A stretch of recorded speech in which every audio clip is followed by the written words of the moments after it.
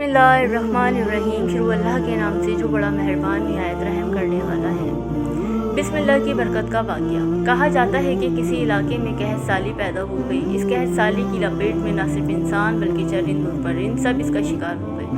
मवेशी मालकान बेहद परेशान थे। इस दौरान एक मस्जिद के मौलवी ने जुम्मे के खुतबे में निहायत यकीन के साथ ये बात बताई कि अल्लाह का नाम लेकर यानी बिस्मिल्लाह पढ़कर दरिया को हुक्म दिया जाए तो वो भी नाफरमानी नहीं करता। खुतबा सुनने वालों में एक चरवाहा भी मौजूद था। मौलवी की ये बात इसके दिल में उतर गई और इस बात पर इसका यकीन कामिल हो गया। इसने वापस आकर अपनी बकरियां खोली और सीधा दरिया पर चला गया।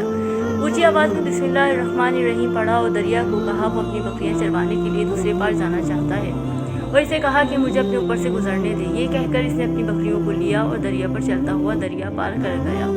दरिया के दूसरी तरफ का इलाका घास से भरा पड़ा हुआ था। दरख्तों के पत्ते भी सलामत थे क्योंकि किसी को यहाँ तक आने की रसाई नहीं थी। इसने खूब अच्छी तरह अपनी बकरियों को सैर करवाया और वापस लौट आया। फिर ये इसका मामूल बन गया कि वो बकरियां पार छोड़कर वापस आ जाता और शाम को जाकर बकरियां वापस ले आता। इसकी बकरियों का वजन दुगना चुगना हो गया। लोग चौंक गए और उससे पूछा कि वो अपनी बकरियों को क्या खिलाता है। वो सीधा साधा और साफ दिल नौजवान था। इसने साफ साफ बात बता दी कि जनाब मैं तो बिस्मिल्लाहिर्रहमानिर्रहीम पढ़कर दरिया पर चलकर अपनी बकरियां दूसरी तरफ चरवाने ले जाता हूँ। ये बात सबने सुनी मगर किसी ने इस चरवाहे की बात पर यकीन नहीं किया क्योंकि ये नाकाबिल यकीन बात थी। मगर बात होते होते मौलवी साहब के पास पहुंच गई। मौलवी साहब ने इस चरवाहे को बुलाया और सारा माजरा पूछा। इस चरवाहे ने मौलवी साहब को ही हवाला बना लिया कि मौलवी साहब मैं तो आपका शुक्रिया अदा करने वाला था। आपने जुम्मे के खुतबे में जो नुस्खा बताया था कि बिस्मिल्लाह कहकर दरिया को भी हुक्म दो तो वो भी इनकार नहीं करता, तो मैं तो बस इसके नुस्खे पर ही अमल कर रहा हूँ।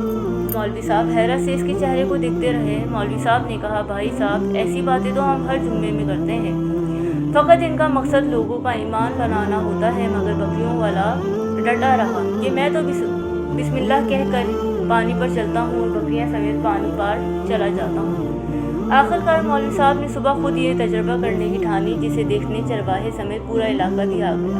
मजमा ज़्यादा था। मौलवी साहब ने एक दो बार सोचा इंकार कर दूँ कहीं डूब न जाऊँ, मगर वो जो मौलवी साहब को कंधे पर उठा कर लाए थे अब भी जोश व खलूस से अल्लाह अकबर के नारे लगा रहे थे और मौलवी साहब के हक में तारीफ़ें कर रहे थे। आखिरकार मौलवी साहब ने अपने डर को दूर करने के लिए एक रस्सा मंगवाया। पहले इसे एक दरख्त के साथ बांधा, फिर अपनी कमर के साथ बांधा, फिर डरते डरते ढीला ढाला बिस्मिल्लाह पढ़ा और दरिया पर चलना शुरू हो गए। मगर पहला पाँव ही रखा था कि पानी में गिर गए। मौलवी साहब डुबकियाँ खाने लगे और पानी के बाहों में बहना शुरू हो गए। लोगों ने खींच कर बाहर निकाला। मौलवी साहब की इस हरकत ने चरवाहे को परेशान कर दिया कि मौलवी साहब की बिस्मिल्लाह को ये क्या हो गया है, क्योंकि इसका ये रोज़ का मामूल था। इसके अपने यकीन में कोई फ़र्क ना आया। इसने बिस्मिल्लाह कहकर बकरियों को पानी की तरफ इशारा किया और ख़ुद इनके पीछे चलता हुआ पार छोड़कर वापस भी आ गया।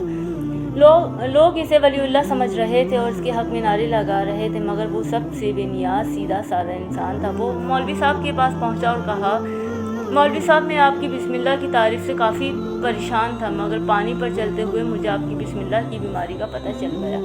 इस चरवाहे ने दरख्त से बंधी रस्सी की तरफ इशारा किया और कहा मौलवी साहब ये है आपकी बिस्मिल्लाह की बीमारी। आपकी बिस्मिल्लाह की बरकत को ये रस्सा खा गया।